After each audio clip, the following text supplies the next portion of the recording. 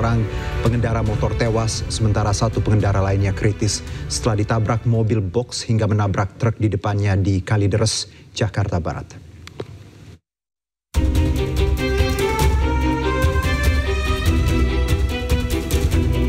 Dalam rekaman CCTV, kecelakaan lalu lintas yang terjadi di Jalan Peta Barat, Kalideres, Jakarta Barat. Pengemudi mobil box melaju dengan kecepatan tinggi hingga tak terkendali. Sementara di depannya, dua pengendara sepeda motor ditabrak hingga ringsek. Bahkan kerasnya benturan turut menabrak truk muatan gas melon. Kecelakaan ini menyebabkan seorang pengendara motor kurir ekspedisi tewas dan pengendara ojek online kritis. Sejumlah pengendara yang mengetahui insiden ini mengamankan sang sopir mobil box dari amukan warga.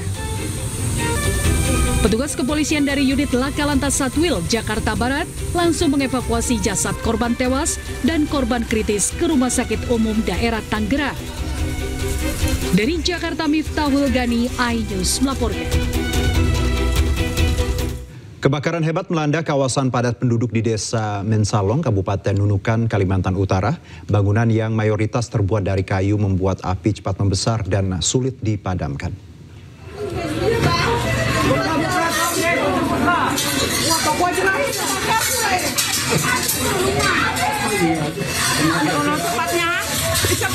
Viral di media sosial kebakaran hebat yang melanda kawasan padat penduduk di Desa Mensalong, Kecamatan Lumbis, Kabupaten Nunukan, Kalimantan Utara pada Minggu dini hari. Api yang muncul sekitar pukul 3 waktu Indonesia Tengah ini diduga berasal dari sebuah toko dan bangunan yang sebagian besar terbuat dari kayu, membuat api cepat membesar dan menjalar ke bangunan sekitarnya. Hingga kini belum ada laporan resmi mengenai jumlah korban jiwa maupun jumlah rumah yang ludes terbakar api. Dan juga rumah ataupun toko-toko warga muslim. Pemirsa, bus pariwisata alami kecelakaan maut di jalur wisata Bromo di Kabupaten Probolinggo, Jawa Timur. 8 orang dikabarkan meninggal dunia dan belasan lainnya luka-luka.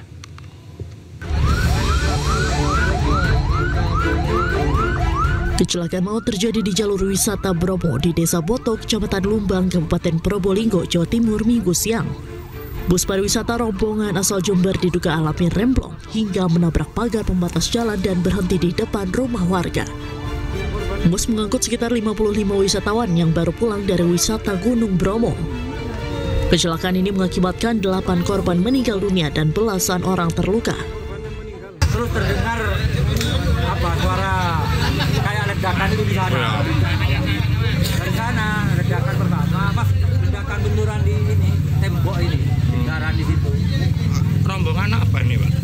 Kurang tahu kan, ada dari Jember. Korban luka dan meninggal dunia dibawa ke rumah sakit terdekat. Hingga kini, polisi masih melakukan olah TKP dan penyelidikan untuk memastikan penyebab kecelakaan.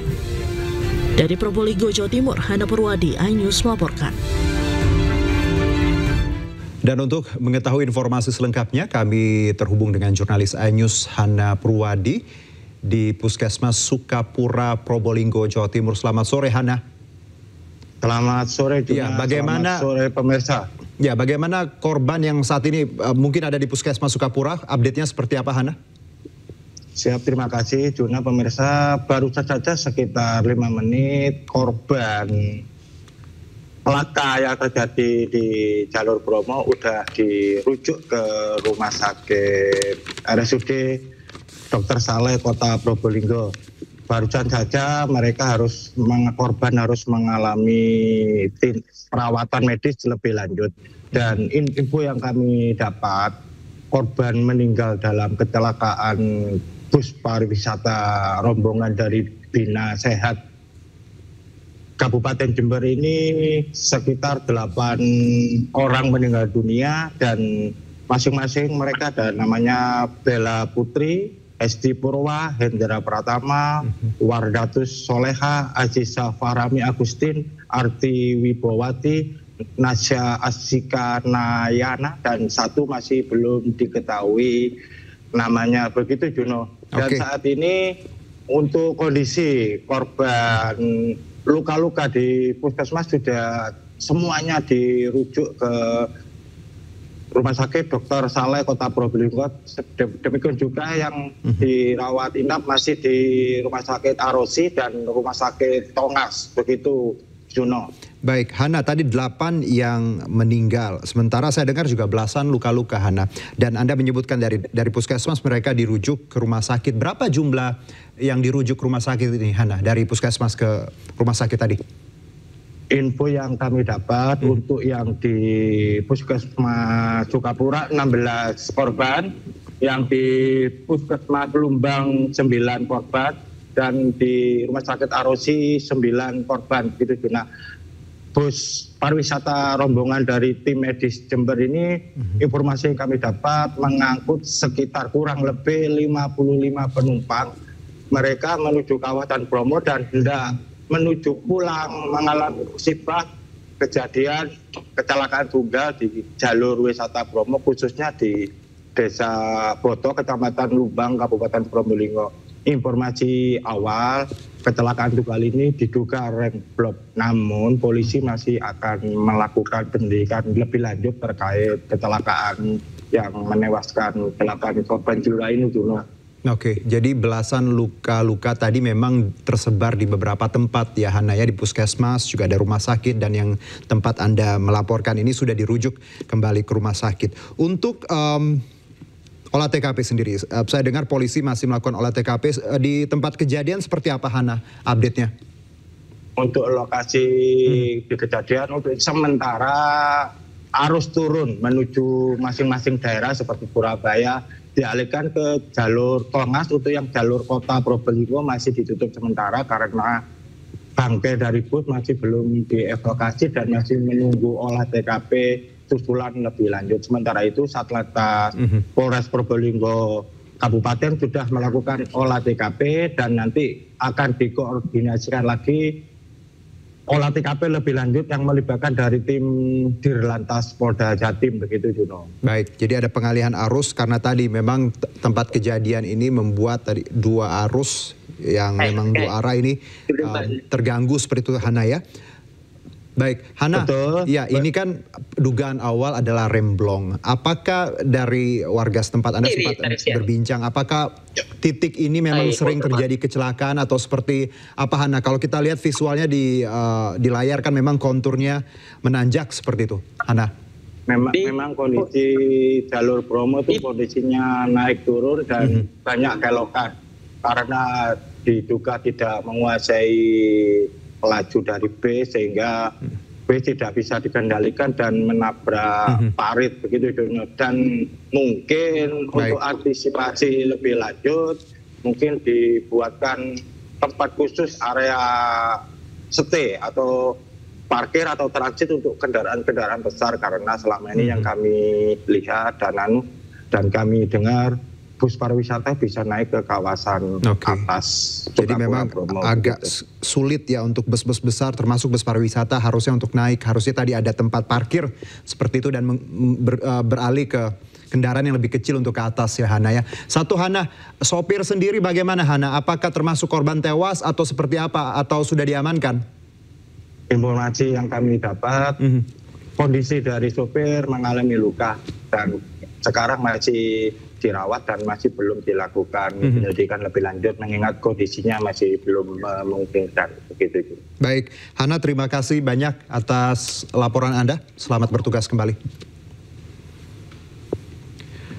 Kita ke informasi berikutnya, pemirsa. Usai warga membersihkan sisa puing rumah yang hancur akibat ledakan di Pamulang, Tangerang Selatan, petugas damkar Kota Tangerang Selatan menyemprotkan air ke puing sisa rumah untuk mengurangi debu yang ada di lokasi.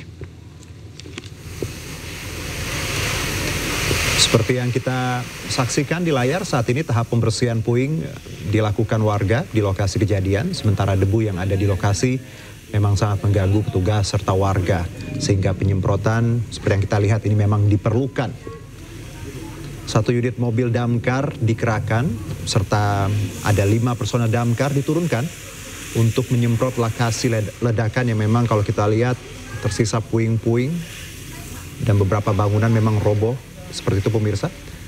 Dan warga korban ledakan yang sempat mengungsi kini mulai meninggalkan pengungsian.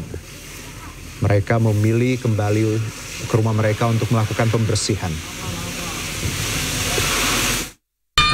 Hari ini kami dari Damkar Kota Tangerang Selatan ya melakukan penyemprotan di area lokasi ledakan karena di lokasi ini sedang tahap pembersihan.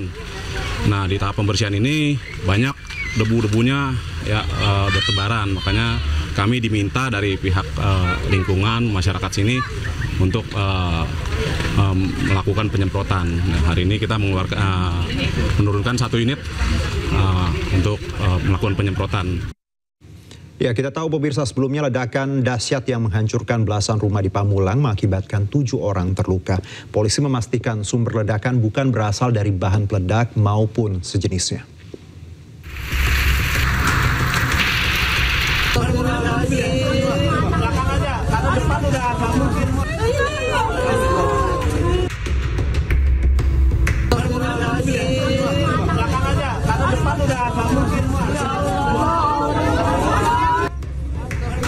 Suara ledakan keras terjadi di Jalan Talas 2 Pondok Cabe Ilir, Pamulang, Tangerang Selatan pada Jumat subuh. Warga seketika panik mendengar suara ledakan tersebut. Warga merasakan gelap gulita dan rumah-rumah hancur. Berdiri itu, belum mandi, baru mau jalan, terus suara gemuruh dari atas itu terus jeder, nggak ada selang 3 detik nggak ada, langsung jeder. Udah saya panik, anak-anak saya bangunin, terus saya buka pintu pagar gembokan, saya khawatir gemeter, takut kalau dia ada rubuhan kan. Terus saya bisa buka gembok itu, saya keluar langsung, saya tinggal, tapi rumah udah hancur semua dalamnya. Kalau dari rumahnya Pak Harmoto yang rubuh itu bagian apa? Di atasnya, iya, atas hancur semua gentengnya, iya. Akibat ledakan ini 13 rumah warga rusak dan sejumlah warga menderita luka. Petugas gabungan dari Polres Tangerang Selatan, Gegana Polda Metro Jaya, dan Puslap Forma Mabes Polri langsung mengolah tempat kejadian perkara di Tangerang Selatan, Banten. Polisi memastikan sumber ledakan bukan berasal dari bahan peledak maupun sejenisnya. Hingga kini aliran listrik di sekitar lokasi kejadian masih padam. Sementara itu 8 saksi sudah dimintai keterangan. Tentunya kami selaku penyidik bekerja sama dengan ahli dari Puslapor Polri sementara melakukan olah TKP lanjut. Intinya bahwa masyarakat tidak perlu ragu dan khawatir, untuk TKP sudah disterilkan, tidak ada bahan-bahan yang berbahaya atau yang dapat menimbulkan ledakan. Namun kami mohon maaf, untuk aliran listrik masih kami padamkan sampai dengan nanti proses olah TKP oleh Puslapor Polri dan penyidik selesai. Sebanyak 7 orang warga masih menjalani perawatan di rumah sakit akibat luka yang dideritanya. Sementara itu, BPBD Tangerang Selatan mendirikan dapur umum selama 7 hari ke depan guna mencukupi kebutuhan para warga yang terdampak dari ledakan rumah. BPBD Tangerang Selatan mengatakan saat ini terdapat 50 warga yang terdampak dan mengungsi di masjid sekitar. Tim Liputan iNews melaporkan. Warga hingga TNI melakukan aksi bersih-bersih sisa banjir bandang di Pasar Kumbasari dan Pasar Badung dan Pasar Bali Minggu pagi. Dibutuhkan waktu beberapa hari untuk bisa membersihkan sampah sisa banjir yang volumenya mencapai ratusan ton.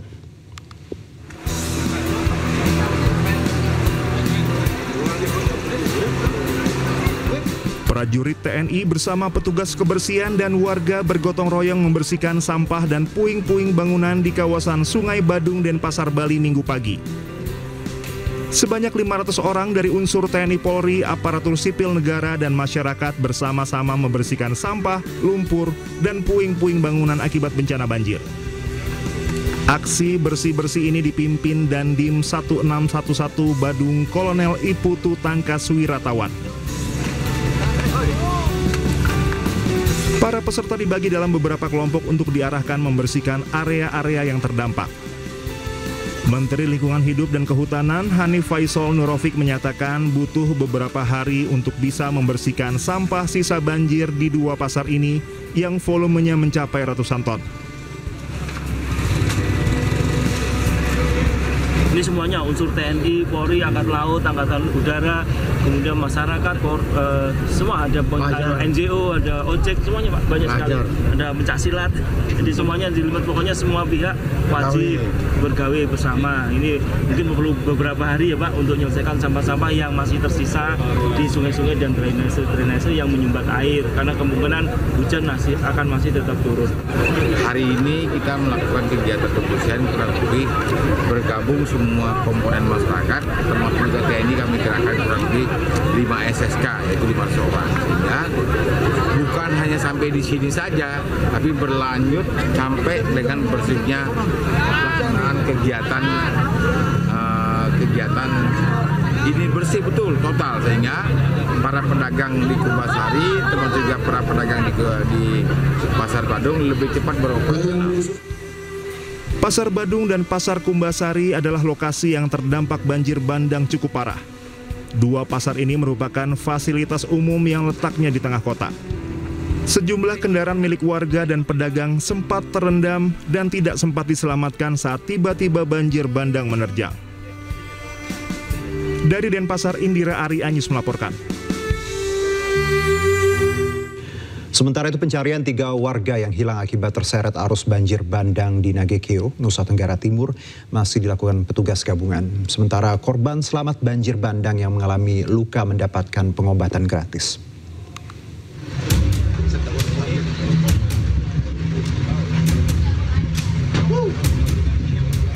6 hari pasca bencana banjir di Kecamatan Mauponggo, Nusa Tenggara Timur, tim Basarnas terus melakukan pencarian terhadap 3 korban yang masih hilang. Tim SAR melibatkan anjing pemburu milik warga sekitar untuk mencari keberadaan korban. Sejauh ini dalam operasi pencarian 1 korban hilang telah ditemukan pada Kamis kemarin, namun hingga Minggu siang tim Basarnas belum berhasil menemukan korban hilang. Upaya untuk melakukan pencarian dengan menggunakan anjing, kalau di Basarnas sendiri ada namanya K9. Nah, dengan melibatkan dari salah satu potensi kita itu adalah hewan, yaitu berupa anjing. Anjing memiliki kepekaan terhadap apa yang menjadi target yang kita cari. Mudah-mudahan dengan menggunakan anjing saat ini korban segera diketemukan. Sementara pasca banjir bandang di Kabupaten Nagekeo, Nusa Tenggara Timur, sebanyak 74 korban mendapatkan pengobatan gratis di posko kesehatan yang didirikan Kompi Kesehatan Batalion TP 843 Wakangamere. Untuk sebagian masyarakat di wilayah Kecamatan Mauponggo yang tidak bisa datang langsung ke posko kesehatan akan dilayani pengobatan dari rumah ke rumah.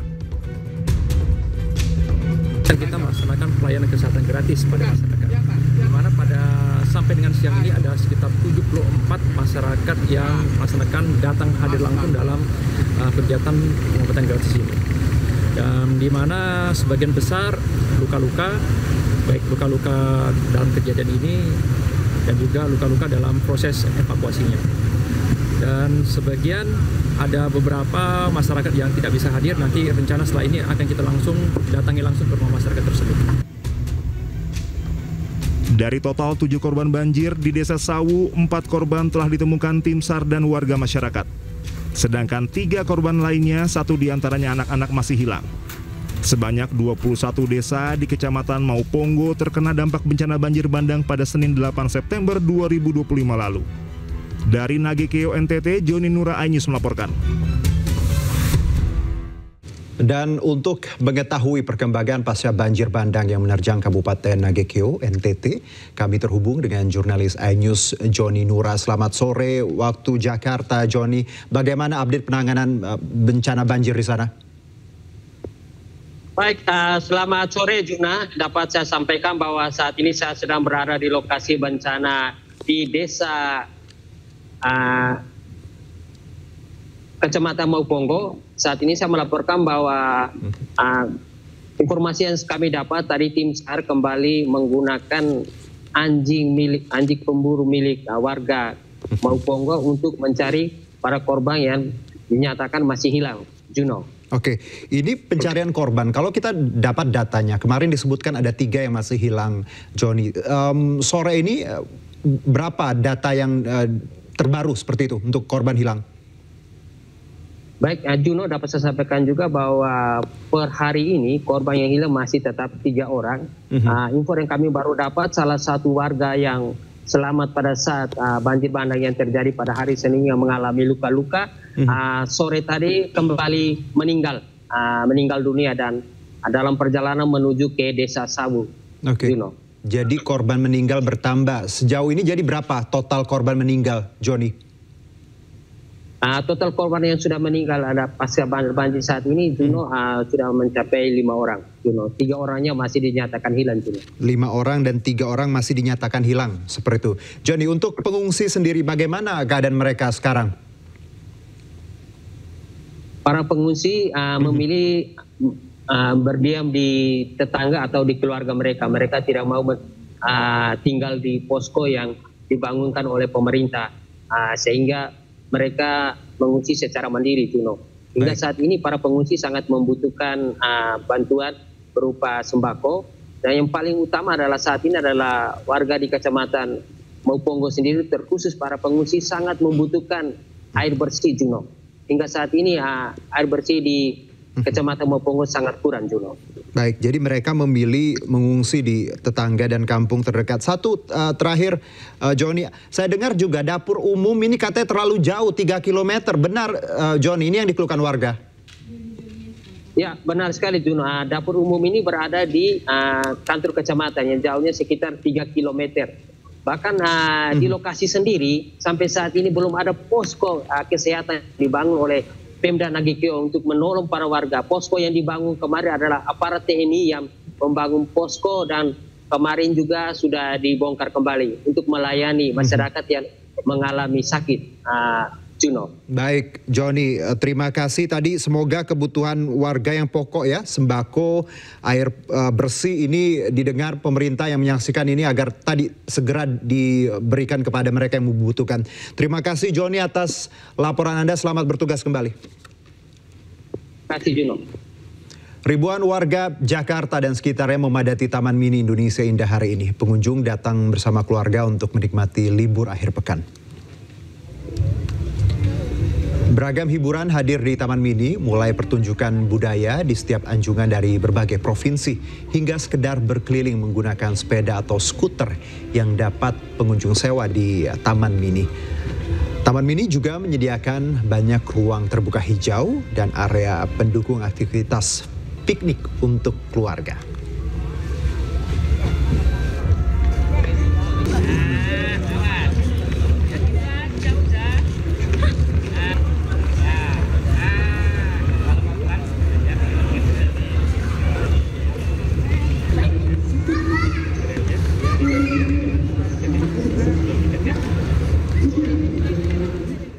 Ya, langsung saya ajak Anda jalan-jalan ke Taman Mini Indonesia Indah. Kami hadirkan jurnalis iNews Indra Setiabudi di TMII. Selamat sore Indra, bagaimana keseruan di Taman Mini sore ini? Silakan.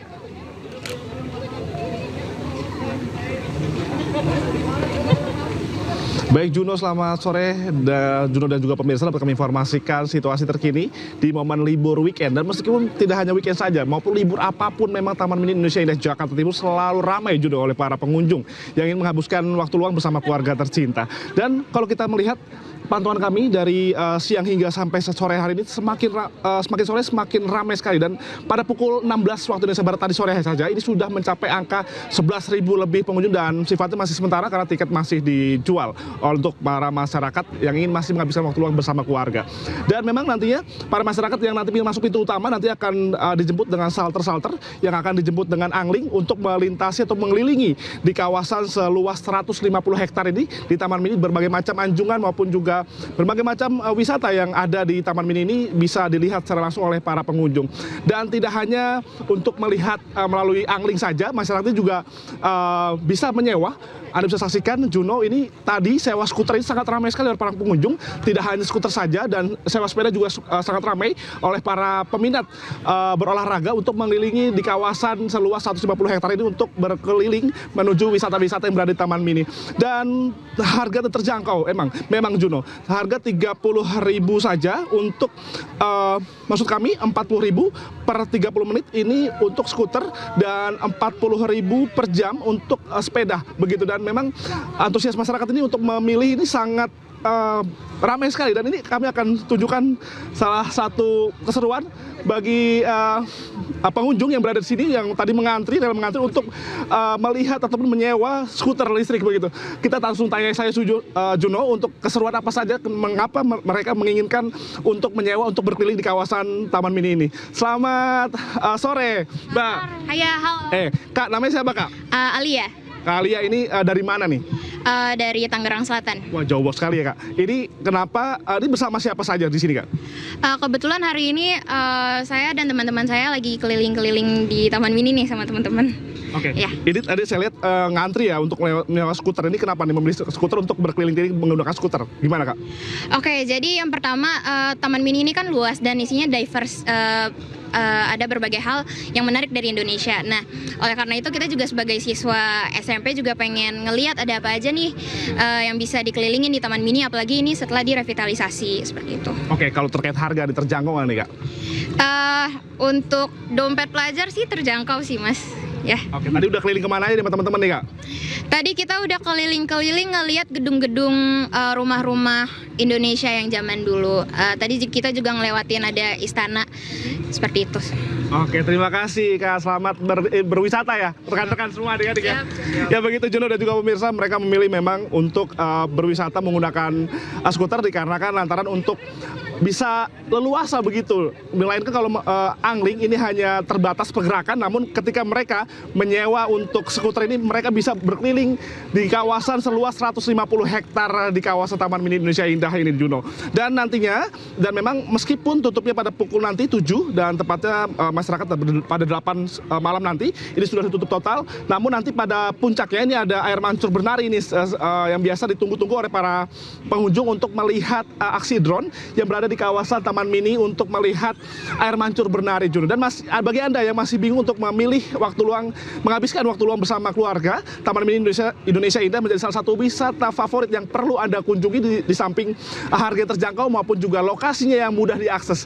Juno, kembali ke Anda. Baik, Indra, seru sekali ya, 150 hektar naik skuter itu pasti sangat menyenangkan. Terima kasih Indra atas laporan Anda, selamat bertugas kembali. Udara Israel menghantam 3 sekolah di Camp Al-Shati, Gaza Barat. Diketahui 3 sekolah tersebut sebelumnya merupakan tempat berlindung bagi ribuan pengungsi.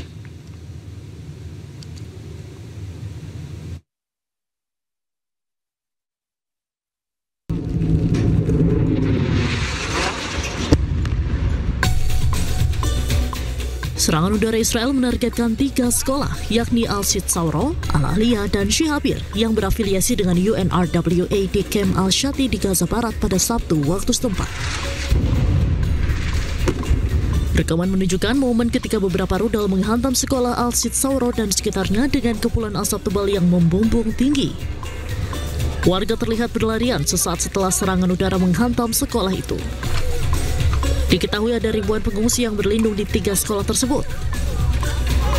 Usai serangan, nampak sejumlah warga mengumpulkan sisa barang-barang mereka dari reruntuhan sekolah yang hancur.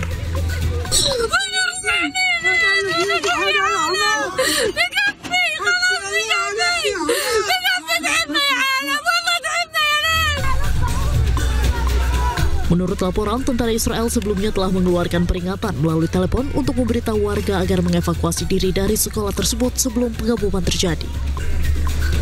Militer Israel belum mengomentari laporan pengeboman 3 sekolah di Gaza itu. Namun juru bicara militer Israel pada hari yang sama menyampaikan IDF bertekad untuk kalahkan Hamas secara telak di kota Gaza, dan oleh karena itu Israel meningkatkan intensitas serangannya.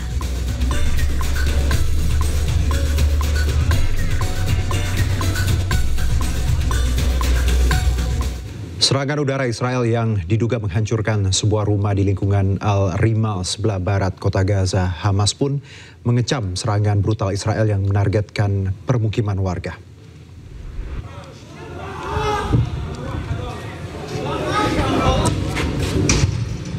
Sebuah video merekam momen dugaan penyerangan dengan asap tebal mengepul dari lokasi bangunan yang telah menjadi puing-puing. Warga terlihat berlarian menyelamatkan diri sambil membawa barang-barang mereka. Sementara itu, IDF tidak berkomentar soal serangan tersebut. Meskipun sebelumnya telah mengeluarkan peringatan evakuasi kepada penduduk dan kota Gaza dan melakukan serangkaian serangan udara. Hamas pun mengutuk serangan brutal Israel yang merupakan bagian dari pengeboman terkonsentrasi di lingkungan permukiman dan sekolah yang melindungi warga terlantar.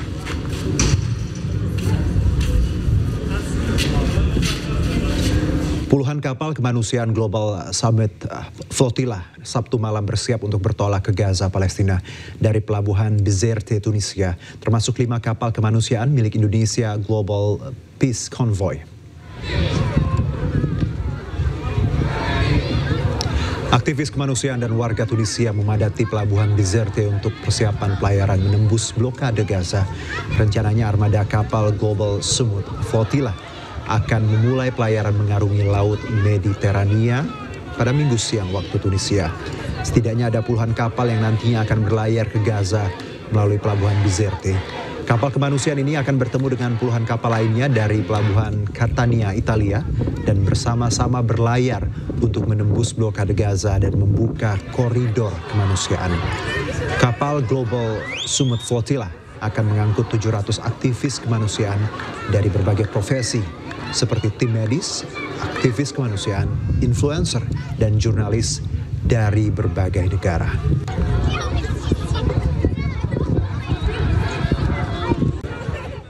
Dan untuk mengetahui informasi selengkapnya kami terhubung dengan koresponden iNews Ahmad Tasori di kota Tunis, Tunisia. Assalamualaikum, selamat sore waktu Jakarta, Ahmad. Waalaikumsalam warahmatullahi wabarakatuh. Selamat siang Juno dan pemirsa di tanah air. Ya, Ahmad, bagaimana jalannya hari ini keberangkatan? Apakah kita tahu dalam beberapa hari ini sempat tertunda, Ahmad?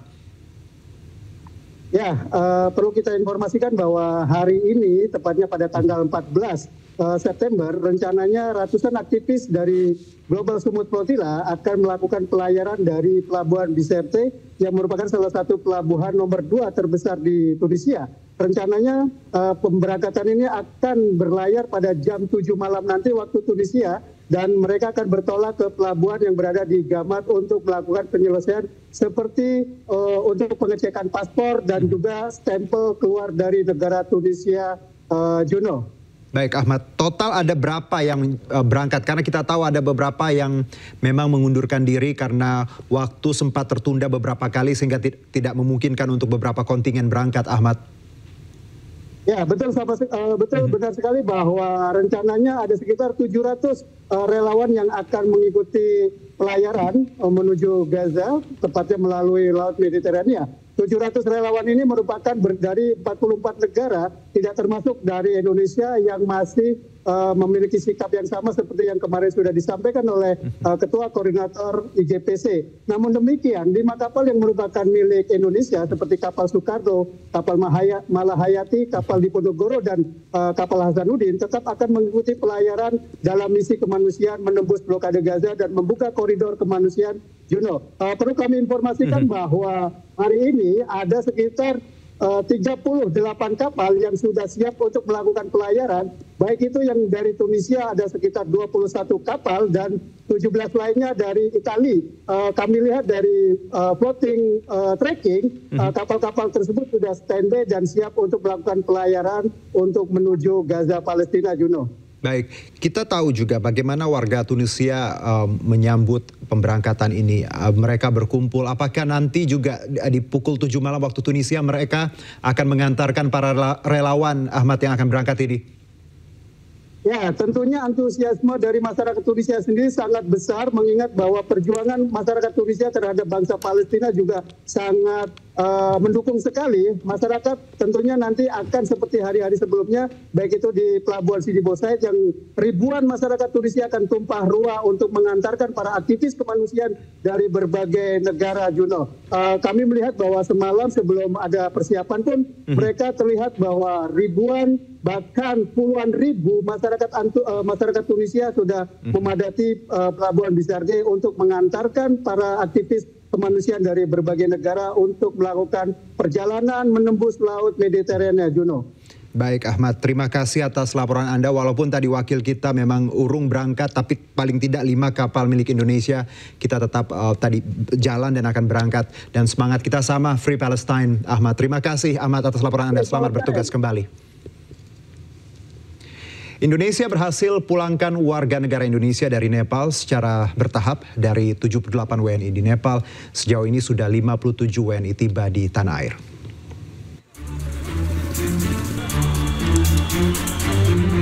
Krisis politik usai unjuk rasa besar-besaran anti pemerintah di Nepal membuat warga negara asing khawatir akan keselamatannya.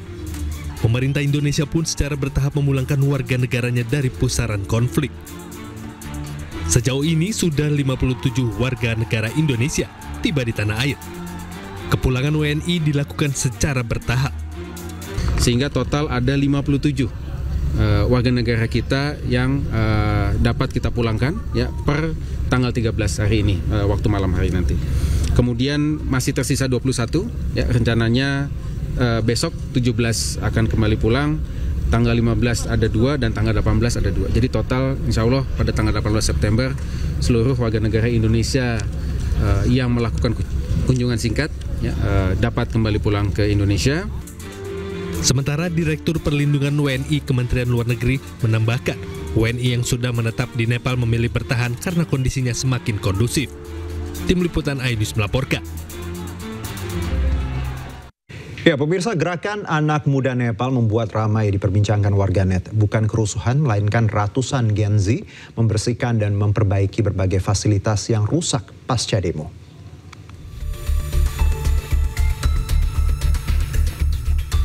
Viral di media sosial, warga di Kathmandu, Nepal membersihkan fasilitas yang rusak pasca demo. Ratusan anak-anak muda yang biasa dikenal Gen Z ini beramai-ramai membersihkan jalan, menyapu lapangan, mengecat trotoar jalan hingga menata taman kota. Gerakan sukarela ini menuai banyak pujian. Masyarakat Nepal menilai aksi ini lebih menyejukkan dan terbukti rakyat mencintai negara mereka. Sebelumnya pada 9 September 2025 kerusuhan besar terjadi dan menewaskan 19 orang serta ratusan lainnya luka-luka.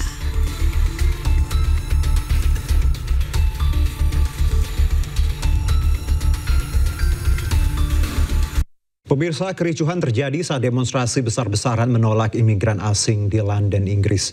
26 polisi terluka sementara 25 pendemo ditangkap.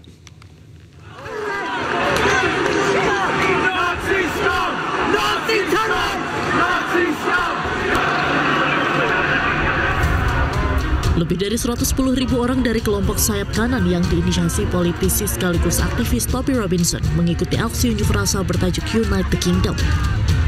Mereka mendesak pemerintah Inggris untuk memperketat aturan imigrasi para migran asing.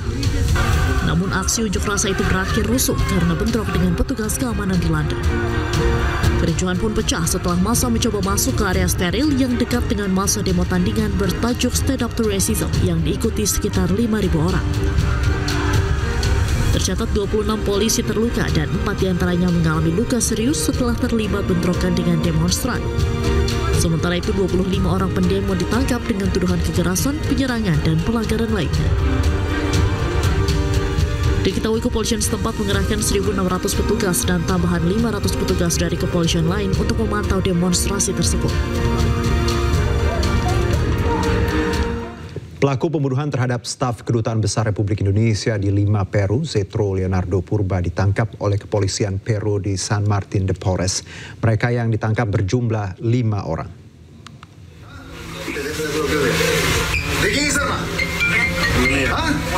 Pelaku pembunuhan Zetro Leonardo Putra, diplomat Kedutaan Besar Republik Indonesia di Lima, Peru, ditangkap oleh kepolisian Peru di San Martin de Porres.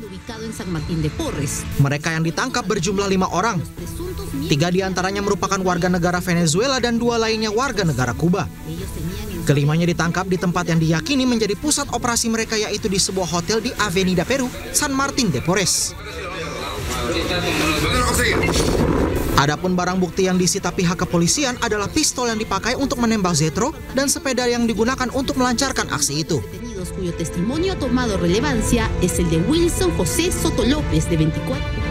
Zetro sendiri baru 5 bulan bertugas di Peru sebelum tewas ditembak. Jenazah Zetro sendiri sudah dibawa pulang dan dimakamkan di tempat pemakaman umum Sari Mulia, Kota Tangerang Selatan, Banten, menandai berakhirnya perjalanan Zetro yang gugur saat menjalankan tugas negara di luar negeri. Anggota DPR RI mengusulkan agar satu warga negara hanya memiliki satu akun media sosial pada setiap platform. Usul ini disampaikan agar media sosial tak dimanfaatkan oleh buzzer.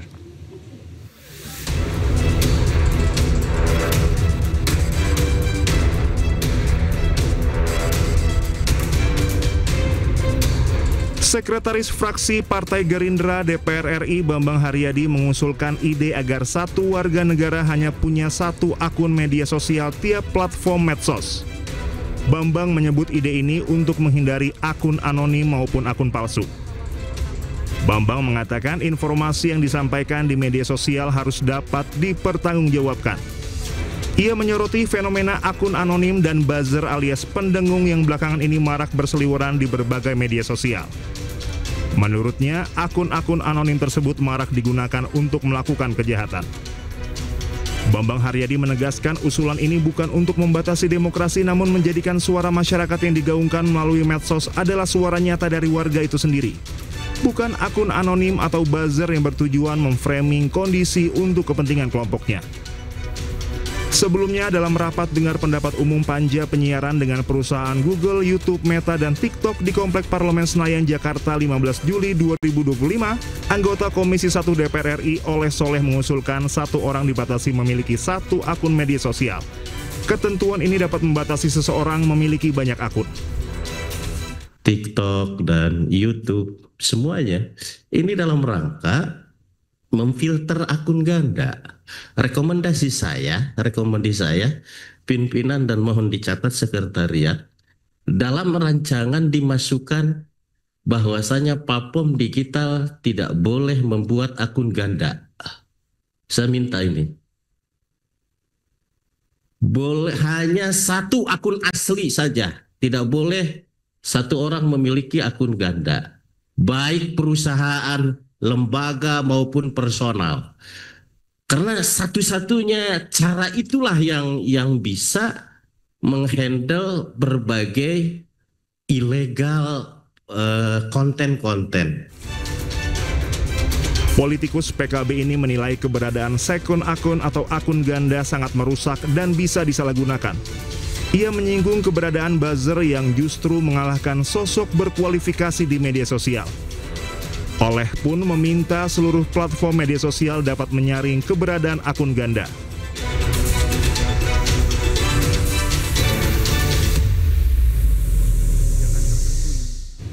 Pemirsa, pemutaran video pendek Presiden Prabowo Subianto di bioskop menuai sorotan warga.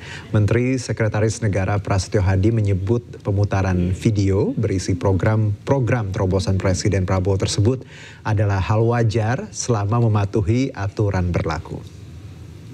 Yang tak mau dan bisa bergabung untuk rakyat Indonesia.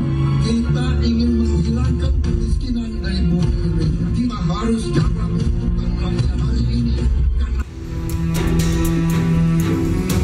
Pemutaran video pendek Presiden Prabowo Subianto di bioskop menuai sorotan warga. Video pendek berisi program-program Presiden Prabowo Subianto tersebut diputar sesaat sebelum film bioskop akan dimulai. Dalam video, seluruh program disampaikan dengan capaiannya. Salah satu program yang disebutkan adalah soal makan bergizi gratis yang telah menjangkau 20 juta penerima manfaat. Menanggapi pemutaran video pendek tersebut, Menteri Sekretaris Negara Prasetyo Hadi menyebut pemutaran video tersebut adalah wajar selama mematuhi aturan berlaku serta tidak mengganggu kenyamanan serta keindahan. Meski demikian, hingga kini belum diketahui jaringan bioskop mana saja yang menayangkan video pendek tersebut.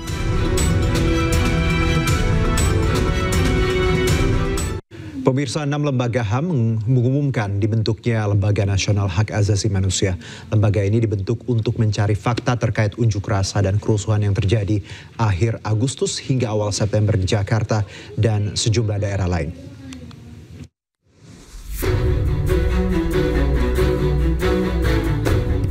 independen pencari fakta yang dibentuk 6 Lembaga Nasional Hak Asasi Manusia atau LNHAM akan mendalami dugaan orang hilang dan aktor kerusuhan dalam rangkaian unjuk rasa pada 25 Agustus hingga awal September 2025, termasuk mendalami kemungkinan keterlibatan institusi tertentu dalam peristiwa ini. LNHAM terdiri atas Komnas HAM, Komnas Perempuan, Ombudsman RI, Lembaga Perlindungan Saksi dan Korban atau LPSK, Komisi Perlindungan Anak Indonesia atau KPAI, dan Komisi Nasional Disabilitas. LNHAM tidak dibentuk atas perintah Presiden, namun lembaga ini akan bekerja secara independen. Pada prinsipnya, tim LNHAM ini akan melakukan pencarian fakta untuk mendapatkan fakta-fakta sekomprehensif mungkin dari peristiwa 25 hingga September. Artinya seluruh Bus pariwisata mengalami kecelakaan maut di jalur wisata Bromo di Kabupaten Probolinggo, Jawa Timur. 8 orang dikabarkan meninggal dan belasan lainnya luka-luka.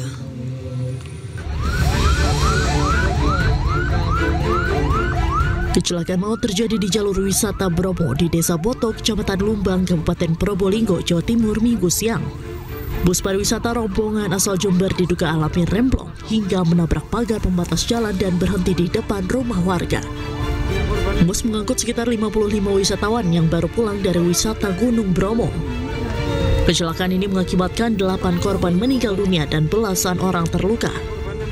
Terus terdengar suara kayak ledakan itu di sana.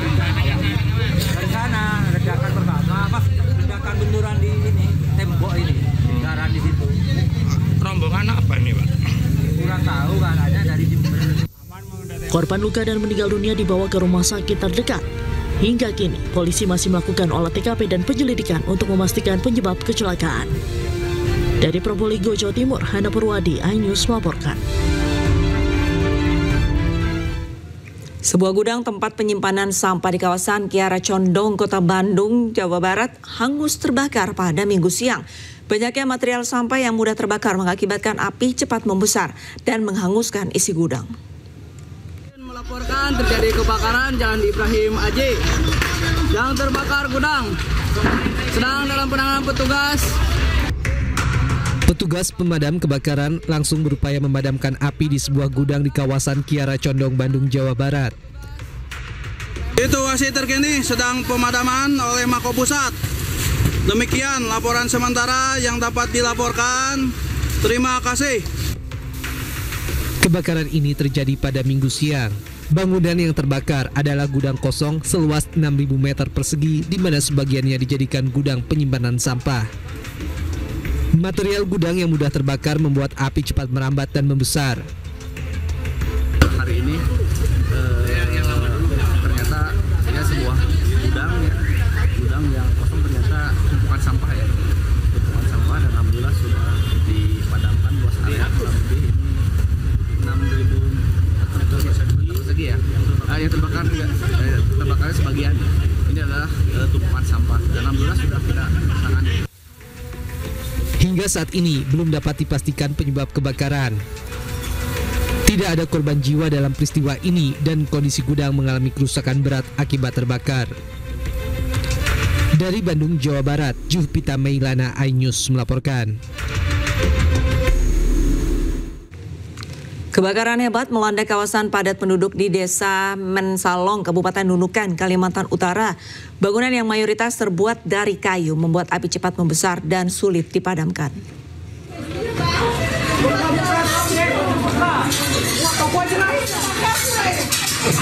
Viral di media sosial, kebakaran hebat melanda kawasan padat penduduk di Desa Mensalong, Kecamatan Lumbis, Kabupaten Nunukan, Kalimantan Utara pada Minggu dini hari.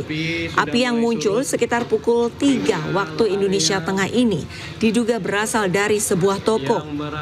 Dan bangunan yang sebagian besar terbuat dari kayu membuat api cepat membesar serta menjalar ke bangunan lainnya. Hingga kini belum ada laporan resmi mengenai jumlah korban jiwa maupun jumlah rumah yang ludes terbakar api. Beberapa PMD dan juga rumah ataupun toko-toko. Usai warga membersihkan sisa puing rumah yang hancur akibat ledakan di Pamulang, Tangerang Selatan, petugas Damkar Kota Tangerang Selatan menyemprotkan air ke puing sisa rumah untuk mengurangi debu yang ada di lokasi. Saat ini tahap pembersihan puing masih dilakukan warga di lokasi kejadian. Sementara debu yang ada di lokasi sangat mengganggu petugas serta warga sehingga penyemprotan dilakukan. 1 unit mobil damkar dikerahkan serta 5 personil damkar diturunkan untuk penyemprotan lokasi ledakan. Selain itu warga korban ledakan yang sempat mengungsi kini mulai meninggalkan pengungsian. Mereka memilih kembali ke rumah untuk melakukan pembersihan.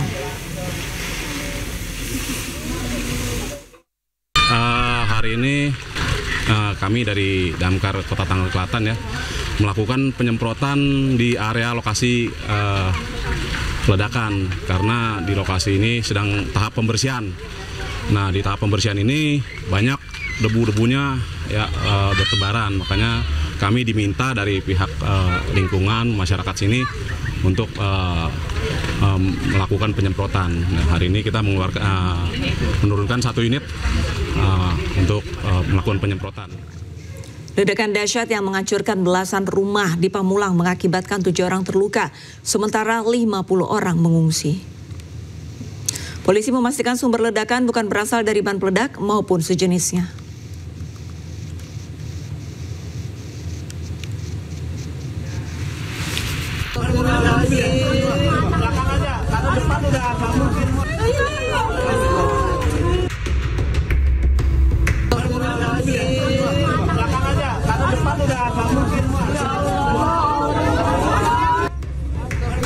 Suara ledakan keras terjadi di Jalan Talas 2 Pondok Cabe Ilir, Pamulang, Tangerang Selatan pada Jumat subuh. Warga seketika panik mendengar suara ledakan tersebut. Warga merasakan gelap gulita dan rumah-rumah hancur.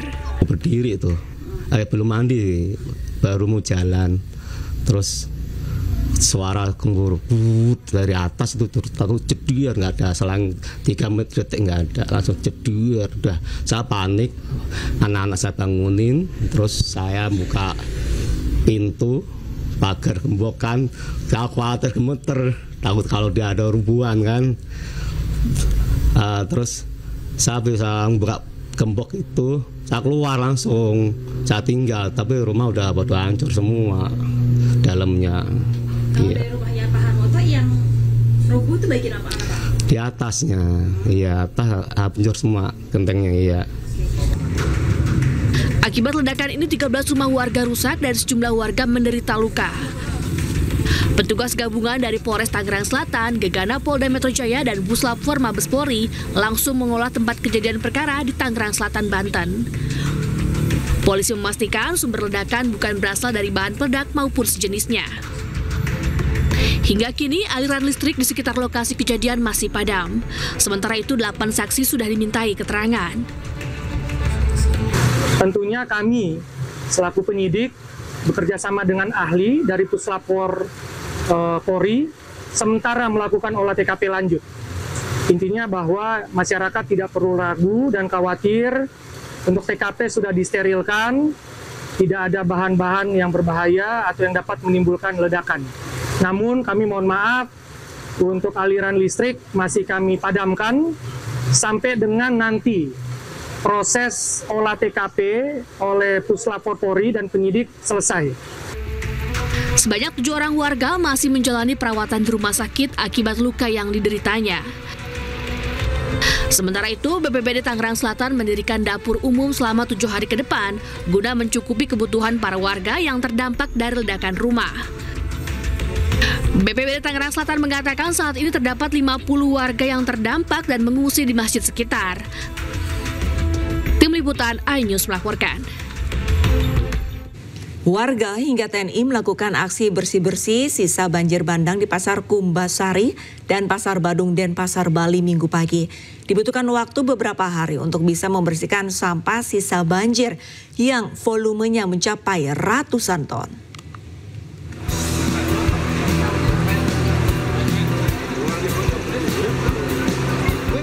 prajurit TNI bersama petugas kebersihan dan warga bergotong royong membersihkan sampah dan puing-puing bangunan di kawasan Sungai Badung, Denpasar, Bali Minggu pagi. Sebanyak 500 orang dari unsur TNI Polri, aparatur sipil negara, dan masyarakat bersama-sama membersihkan sampah, lumpur, dan puing-puing bangunan akibat bencana banjir. Aksi bersih-bersih ini dipimpin Dandim 1611 Badung Kolonel Iputu Tangkas Wiratawan.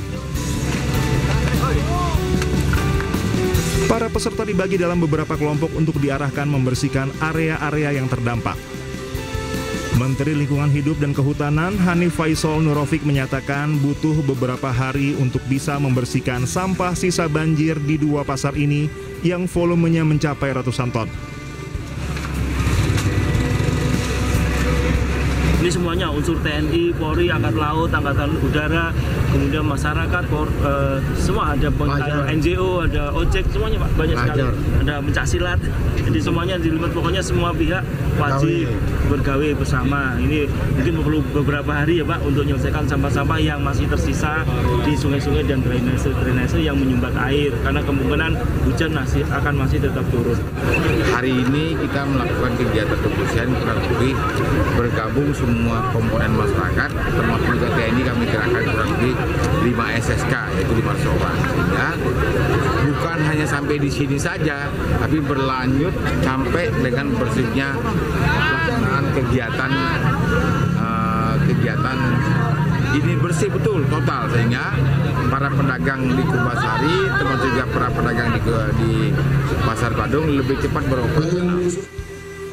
Pasar Badung dan Pasar Kumbasari adalah lokasi yang terdampak banjir bandang cukup parah. 2 pasar ini merupakan fasilitas umum yang letaknya di tengah kota. Sejumlah kendaraan milik warga dan pedagang sempat terendam dan tidak sempat diselamatkan saat tiba-tiba banjir bandang menerjang. Dari Denpasar, Indira Ari Anyus melaporkan. Menteri Lingkungan Hidup Hanif Faisal Nurofik bersama Gubernur Bali dan Forkopimda menggelar rapat terkait penanganan banjir.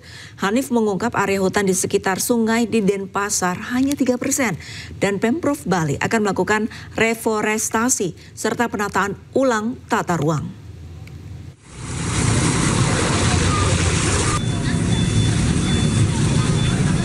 Menteri Lingkungan Hidup Hanif Faisal Nurofik menggelar rapat bersama Gubernur Bali Iwayan Koster dan Forkopimda pasca banjir besar di Bali. Dalam rapat tersebut, Menteri LHK mengungkapkan bahwa area hutan di kawasan sungai-sungai di Denpasar hanya sekitar 3%. Dari 49.500 hektar kawasan di sepanjang Das Ayung, kini hanya tersisa 1.500 hektar yang dipenuhi pohon. Hanya 3%. Tadi Pak Gubernur juga agak kaget, dan memang secara ekologis paling tidak untuk daerah aliran sungai mampu menahan ekosistem di bawahnya itu paling tidak harus 30%.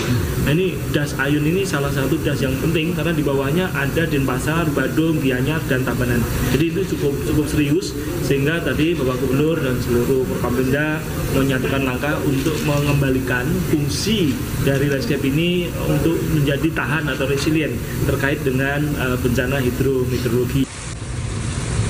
Menyikapi kondisi ini, Pemprov Bali bersama pemerintah kabupaten kota akan melakukan penelusuran kondisi sungai sekaligus merencanakan reforestasi.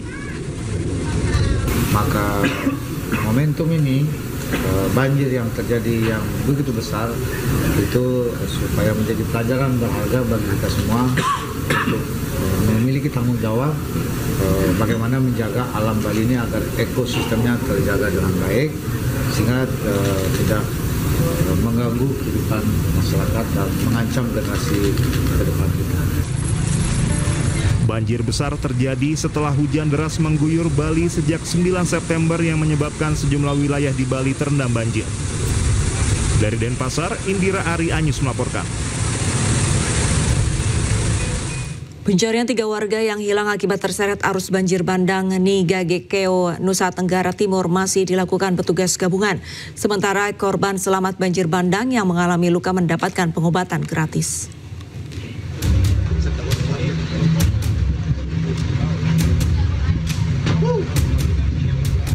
6 hari pasca bencana banjir di Kecamatan Mauponggo, Nusa Tenggara Timur, tim Basarnas terus melakukan pencarian terhadap 3 korban yang masih hilang. Tim SAR melibatkan anjing pemburu milik warga sekitar untuk mencari keberadaan korban. Sejauh ini dalam operasi pencarian 1 korban hilang telah ditemukan pada Kamis kemarin, namun hingga Minggu siang tim Basarnas belum berhasil menemukan korban hilang. Upaya untuk melakukan pencarian dengan menggunakan anjing, kalau di Basarnas sendiri ada namanya K9. Nah, dengan melibatkan dari salah satu potensi kita itu adalah hewan, yaitu berupa anjing. Anjing memiliki kepekaan terhadap apa yang menjadi target yang kita cari. Mudah-mudahan dengan menggunakan anjing saat ini korban segera diketemukan. Sementara pasca banjir bandang di Kabupaten Nagekeo, Nusa Tenggara Timur, sebanyak 74 korban mendapatkan pengobatan gratis di posko kesehatan yang didirikan Kompi Kesehatan Batalion TP843 Wakangamere. Untuk sebagian masyarakat di wilayah Kecamatan Mauponggo yang tidak bisa datang langsung ke posko kesehatan akan dilayani pengobatan dari rumah ke rumah. Dan kita melaksanakan pelayanan kesehatan gratis pada masyarakat, di mana pada sampai dengan siang ini ada sekitar 74 masyarakat yang melaksanakan datang hadir langsung dalam kegiatan pengobatan gratis ini. Dan di mana sebagian besar luka-luka, baik luka-luka dalam kejadian ini dan juga luka-luka dalam proses evakuasinya. Dan sebagian ada beberapa masyarakat yang tidak bisa hadir, nanti rencana setelah ini akan kita datangi langsung ke rumah masyarakat tersebut. Dari total 7 korban banjir di Desa Sawu, 4 korban telah ditemukan tim SAR dan warga masyarakat. Sedangkan 3 korban lainnya, 1 diantaranya anak-anak masih hilang. Sebanyak 21 desa di Kecamatan Mauponggo terkena dampak bencana banjir bandang pada Senin 8 September 2025 lalu. Dari Nagekeo NTT, Joni Nura iNews melaporkan. Gubernur Jakarta Pramono Anung menegaskan pagar Laut Cilincing telah mengantongi izin dari Kementerian Kelautan dan Perikanan. Sementara Pemprov Jakarta berwenang penuh mengawal aktivitas nelayan agar berjalan tanpa hambatan. Gubernur Jakarta Pramono Anung kembali menegaskan izin pembangunan pagar beton di pesisir Cilincing, Jakarta Utara dikeluarkan oleh Kementerian Kelautan dan Perikanan. Sementara pemerintah DKI Jakarta berwenang penuh mengawal aktivitas nelayan agar tetap berjalan tanpa hambatan. Jadi itu memang izin diberikan oleh Kementerian KKP.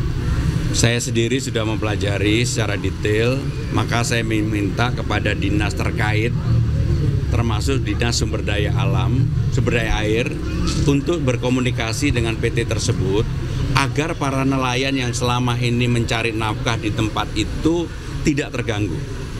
Memang setelah saya cek, izin untuk perusahaan itu sudah lengkap, sehingga kita juga tidak bisa apa-apa, karena memang itu menjadi kewenangan Kementerian KKP. Tetapi yang paling penting yang menjadi tanggung jawab Jakarta supaya mereka, para nelayan, tidak terganggu untuk mencari nafkah. Terima kasih ya. Direktur Utama PT Karya Citra Nusantara menyebut pembangunan pagar beton sudah memenuhi seluruh perizinan. Pagar beton ditujukan untuk membangun dermaga bongkar muat batu bara dan komoditas lainnya. Pihak KCN juga mengklaim pengurusan AMDAL sudah diproses selama 2 tahun. Selanjutnya dalam 70 tahun mendatang, proyek sepenuhnya akan menjadi milik negara. Sebetulnya proses pembangunan ini kan sudah dimulai 2010 dan polanya sama. Tidak ada yang ribut pada waktu itu, baru sekarang. Di saat Pier 3 tadi, tolong ditayangkan Pier 3. Ya, jadi nanti rekan-rekan bisa lihat di lapangan sendiri bahwa kalau kita lihat proses cara bangunnya tetap sama, tidak ada yang beda. Dan ini bukan proyek loro-joran yang katanya bisa bikin 1 hari langsung jadi, ya, tapi ini memang melalui satu proses yang cukup lama. Nah, pertanyaan kedua, apakah kami sudah melakukan sosialisasi? Tentu kami lakukan. Pada misalnya contoh, dengan adanya undang-undang yang dalam berkala berubah, kami juga menyesuaikan. Contoh, AMDAL kami itu langsung dari Kementerian Lingkungan. Sebelumnya, pagar beton laut sepanjang hingga 3 km di pesisir Cilincing jadi sorotan. Para nelayan mengeluhkan keberadaan pagar laut karena menghambat aktivitas mencari ikan. Tim Liputan iNews melaporkan. Wahana Lingkungan Hidup meminta pemerintah tegas menghentikan pembangunan pagar beton di Laut Cilincing, Jakarta Utara karena pengkaplingan laut membatasi hak dan akses masyarakat. Ya, apapun alasan PT Karya Citra Nusantara sebagai pihak yang mengklaim bertanggung jawab atas pembangunan pagar laut dengan beton, jelas ini adalah upaya pengkaplingan ruang laut yang dampaknya bukan hanya pada lingkungan hidup, termasuk juga pembatasan akses terhadap masyarakat, khususnya nelayan pantai utara Jakarta. Pemerintah juga jangan mau dibodohi oleh PT KCN, maka pemerintah baik pusat dan Pemprov DKI Jakarta harus mengambil sikap tegas karena ini sangat bertentangan dengan upaya pemulihan Teluk Jakarta. Jika tidak, ini akan menjadi presiden buruk, yakni ancaman yang sama dengan wilayah lainnya, atau akan menjadi contoh buruk di wilayah lainnya di Teluk Jakarta. Pemerintah juga harus mengambil sikap tegas, yakni menghentikan seluruh proses dan aktivitas PT KCN dan melakukan investigasi menyeluruh kenapa proses pembangunan pagar laut dengan beton ini bisa terjadi. DPR RI mengusulkan agar satu warga negara hanya memiliki satu akun media sosial pada setiap platform. Usul ini disampaikan agar media sosial tidak dimanfaatkan oleh buzzer.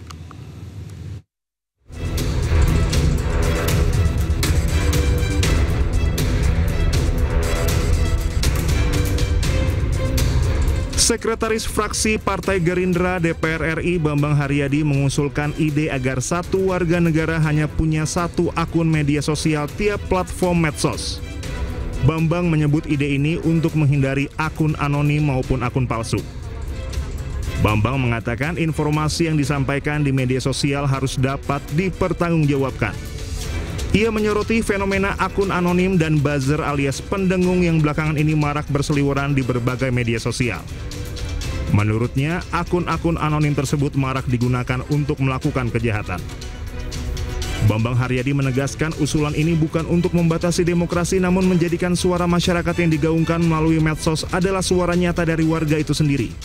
Bukan akun anonim atau buzzer yang bertujuan memframing kondisi untuk kepentingan kelompoknya. Sebelumnya dalam rapat dengar pendapat umum panja penyiaran dengan perusahaan Google, YouTube, Meta, dan TikTok di Komplek Parlemen Senayan, Jakarta 15 Juli 2025, anggota Komisi 1 DPR RI Oleh Soleh mengusulkan satu orang dibatasi memiliki satu akun media sosial. Ketentuan ini dapat membatasi seseorang memiliki banyak akun. TikTok dan YouTube, semuanya ini dalam rangka memfilter akun ganda. Rekomendasi saya, pimpinan dan mohon dicatat sekretariat, dalam rancangan dimasukkan bahwasanya platform digital tidak boleh membuat akun ganda. Saya minta ini. Boleh hanya satu akun asli saja, tidak boleh satu orang memiliki akun ganda, baik perusahaan, lembaga maupun personal. Karena satu-satunya cara itulah yang bisa menghandle berbagai ilegal konten-konten. Politikus PKB ini menilai keberadaan second akun atau akun ganda sangat merusak dan bisa disalahgunakan. Ia menyinggung keberadaan buzzer yang justru mengalahkan sosok berkualifikasi di media sosial. Oleh pun meminta seluruh platform media sosial dapat menyaring keberadaan akun ganda.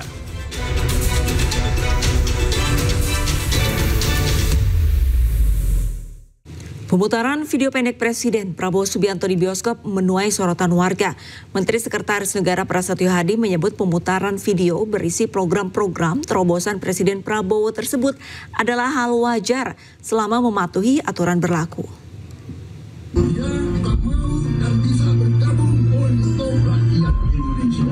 Kita ingin menghilangkan kemiskinan dari bumi Indonesia.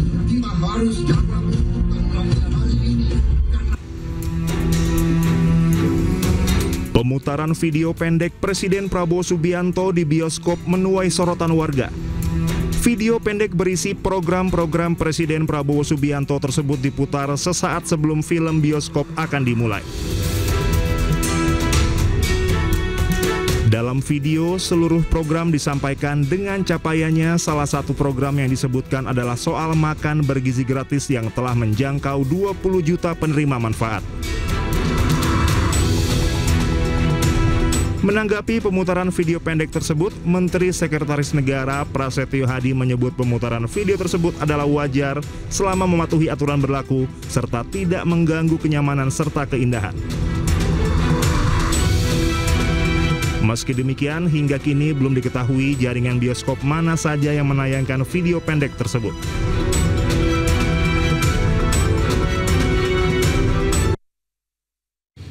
Pemirsa, PT MNC Vision Network Tbk bersama dengan MNC Peduli menggelar program Corporate Social Responsibility atau CSR di SMPN 20 Kebonjeruk, Jakarta Barat. Kegiatan berupa pelatihan dan pameran seni tari tradisional harmonisasi budaya ini diharapkan dapat menumbuhkan kecintaan generasi muda terhadap seni dan budaya Indonesia.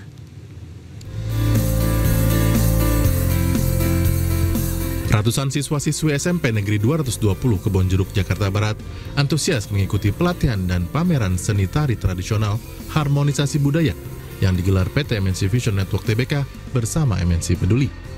Kegiatan yang merupakan bagian dari program CSR ini memberikan kesempatan kepada para siswa untuk mengenal, mempelajari, sekaligus melestarikan seni tari tradisional di Indonesia. Dengan pelatihan ini, siswa-siswi kami dilatih oleh tenaga yang profesional, khususnya di bidang tari tradisional, maka siswa-siswi kami lebih kreatif, lebih percaya diri. Saya dapat pelatihan cuma 5 kali, nah itu pun belum selesai, hanya baru tahap penyelesaian gerakan dasar. Selanjutnya nanti lanjut lagi pertemuan berikutnya itu menyelesaikan pola lantai sama pola garis yang mereka dalam bergerak. Melalui kegiatan ini diharapkan dapat menumbuhkan kecintaan generasi muda terhadap seni dan budaya Indonesia, sekaligus menciptakan talenta baru yang siap berkontribusi dalam memperkaya konten media, salah satunya melalui kanal Hana Caraka TV di platform K-Vision. Kami harapkan kegiatan ini memberikan inspirasi kepada generasi muda untuk dapat mencintai dan melestarikan budaya, sekaligus juga untuk membangun masyarakat. Jadi kami ingin memberikan bentuk donasi yang berkesinambungan, memberikan skill kepada remaja SMP agar pelatihan tari ini bisa meningkatkan kecintaan kepada budaya Indonesia dan bisa bermanfaat di kemudian hari. Program CSR harmonisasi budaya ini bisa menjadi inspirasi dan memberikan kontribusi nyata dalam memperkuat jati diri bangsa Indonesia sebagai bangsa yang berbudaya. Dari Jakarta, Miftahul Gani, iNews melaporkan. Kecelakaan maut terjadi di jalur wisata Bromo di Desa Botok, Kecamatan Lumbang, Kabupaten Probolinggo, Jawa Timur. Bus mengangkut sekitar 55 wisatawan yang baru pulang dari wisata Gunung Bromo. Bus pariwisata rombongan asal Jember diduga mengalami remblong hingga menabrak pagar pembatas jalan. Kecelakaan mengakibatkan 8 orang meninggal dunia dan belasan luka. Seorang pengendara motor tewas, sementara satu pengendara lainnya kritis setelah ditabrak mobil box hingga menabrak truk di depannya di Kalideres, Jakarta Barat. Kedua korban merupakan kurir ekspedisi dan pengemudi ojek online. Sejumlah pengendara yang mengetahui insiden ini mengamankan sang sopir mobil box dari amukan massa. Sebuah gudang tempat penyimpanan sampah di kawasan Kiara Condong, Kota Bandung, Jawa Barat hangus terbakar. Banyaknya material sampah yang mudah terbakar mengakibatkan api cepat membesar dan menghanguskan isi gudang. Petugas pemadam kebakaran langsung berupaya memadamkan api. Belum dapat dipastikan apa penyebab kebakaran gudang. Gubernur Jakarta Pramono Anung menyebut gara-gara takut tak bisa kredit rumah, anak muda di Jakarta takut untuk menikah. Bagi warga kelas menengah, gaji yang dipersyaratkan untuk kredit rumah masih jauh dari hitungan cicilan.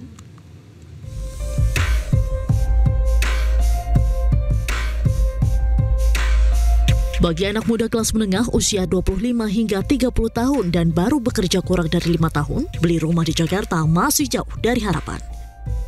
Tak hanya soal harga, kredit perumahan juga sulit didapatkan karena gaji yang dipersyaratkan tak sesuai dengan hitungan cicilan.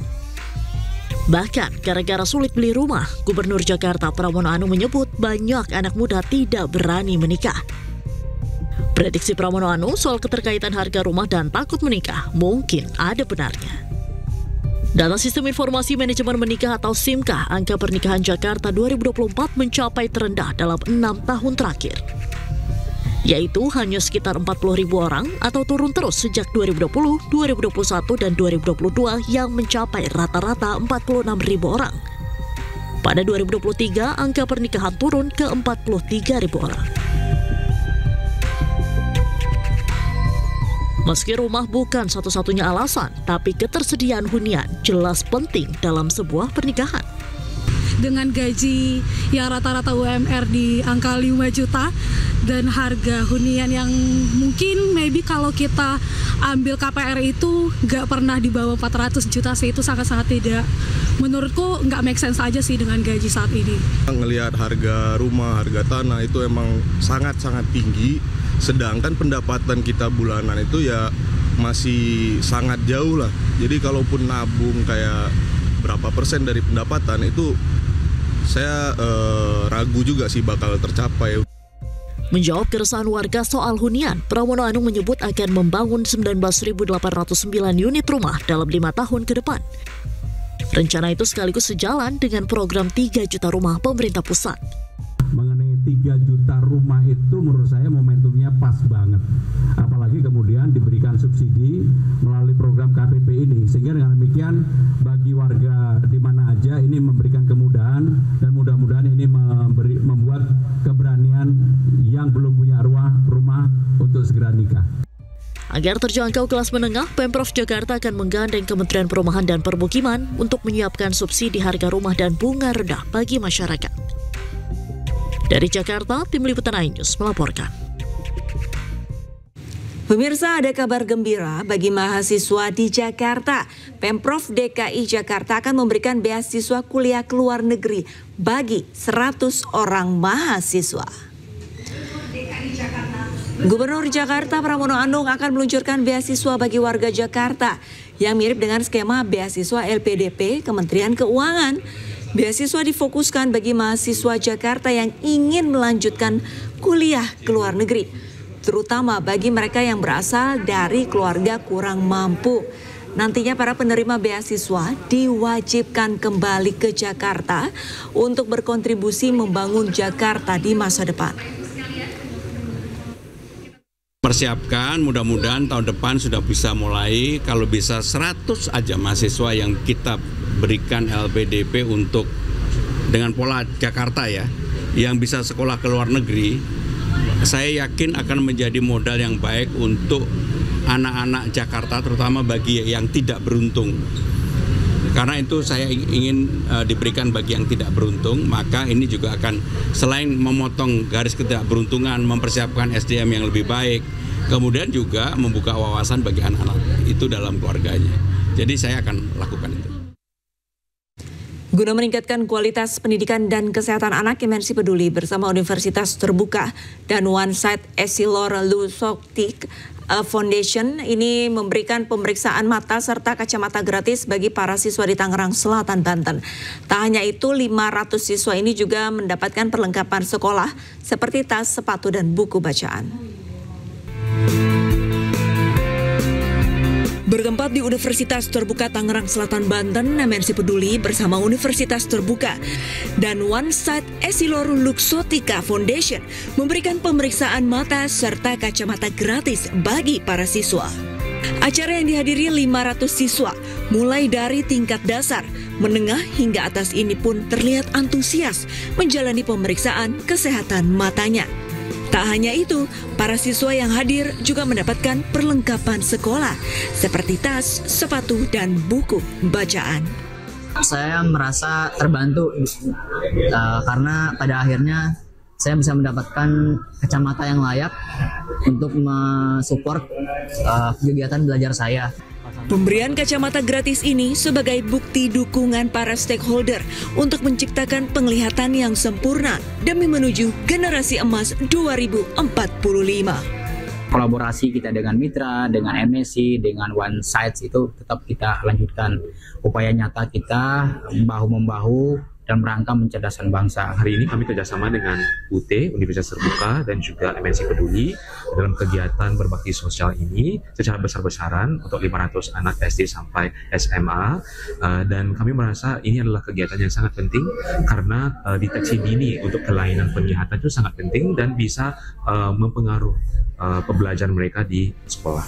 Kolaborasi berbagai stakeholder ini menjadi kunci terciptanya iklim pro pendidikan demi tercipta generasi cerdas anak bangsa.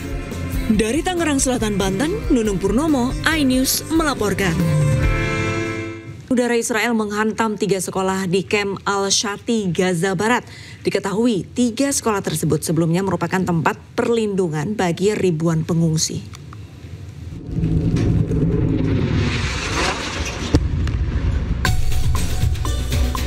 Serangan udara Israel menargetkan 3 sekolah, yakni Al-Shit Sauro, Al-Aliyah, dan Shihabir yang berafiliasi dengan UNRWA di Kem Al-Shati di Gaza Barat pada Sabtu waktu setempat. Rekaman menunjukkan momen ketika beberapa rudal menghantam sekolah Al-Shit Sauro dan sekitarnya dengan kepulan asap tebal yang membumbung tinggi. Warga terlihat berlarian sesaat setelah serangan udara menghantam sekolah itu. Diketahui ada ribuan pengungsi yang berlindung di 3 sekolah tersebut. Usai serangan, nampak sejumlah warga mengumpulkan sisa barang-barang mereka dari reruntuhan sekolah yang hancur.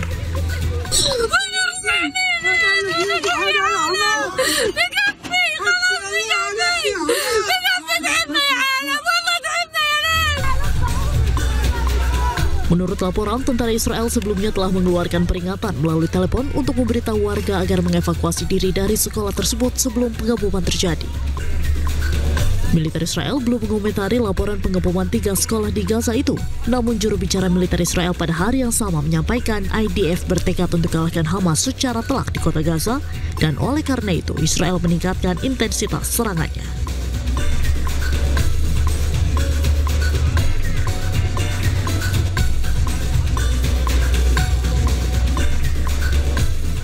Serangan udara Israel yang diduga menghancurkan sebuah rumah di lingkungan Al-Rima, sebelah barat kota Gaza.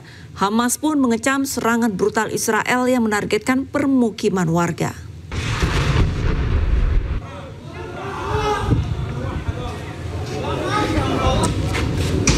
Sebuah video merekam momen dugaan penyerangan dengan asap tebal mengepul dari lokasi bangunan yang telah menjadi puing-puing. Warga terlihat berlarian menyelamatkan diri sambil membawa barang-barang mereka. Sementara itu IDF tidak berkomentar mengenai serangan ini, meskipun sebelumnya telah mengeluarkan peringatan evakuasi kepada penduduk kota Gaza dan melakukan serangkaian serangan udara. Hamas mengutuk serangan brutal Israel yang merupakan bagian dari pengeboman terkonsentrasi di lingkungan permukiman dan sekolah yang melindungi warga terlantar.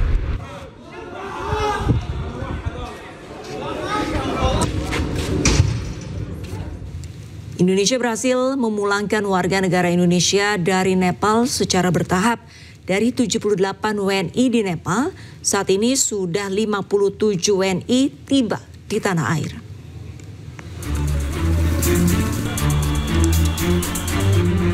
Krisis politik usai unjuk rasa besar-besaran anti pemerintah di Nepal membuat warga negara asing khawatir akan keselamatannya.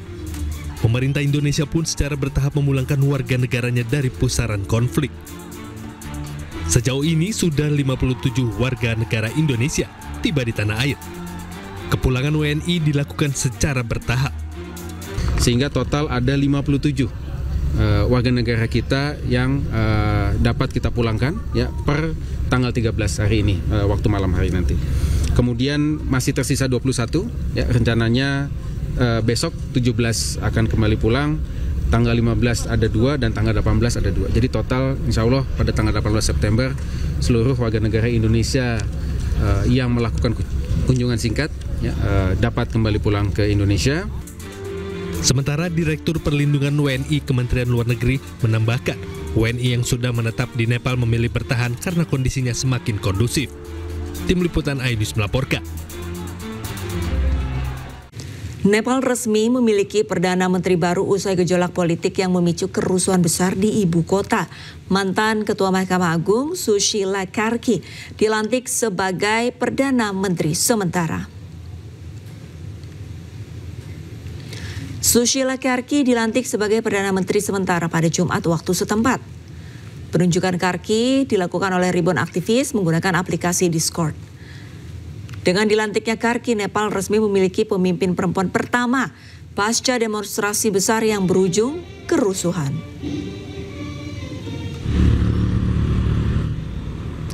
Sementara itu, militer Nepal terus berpatroli usai kerusuhan mematikan. Hal ini dilakukan untuk memastikan situasi aman dan terkendali. Akibat kerusuhan di Kathmandu, sebagian kota hancur termasuk pembakaran gedung-gedung pemerintah dan komersial. Personel militer yang ditempatkan di jalan-jalan menghentikan kendaraan untuk diperiksa. Pihak militer Nepal juga mengultimatum warga segera mengembalikan senjata yang dijarah pasca demo beberapa waktu lalu.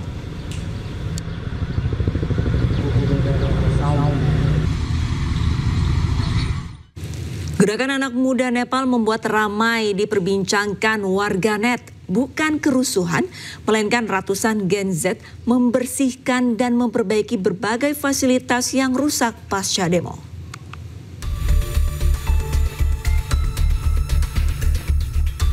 Viral di media sosial, warga di Kathmandu, Nepal membersihkan fasilitas yang rusak pasca demo. Ratusan anak-anak muda yang biasa dikenal Gen Z ini beramai-ramai membersihkan jalan, menyapu lapangan, mengecat trotoar jalan hingga menata taman kota. Gerakan sukarela ini menuai banyak pujian. Masyarakat Nepal menilai aksi ini lebih menyejukkan dan terbukti rakyat mencintai negara mereka. Sebelumnya pada 9 September 2025 kerusuhan besar terjadi dan menewaskan 19 orang serta ratusan lainnya luka-luka.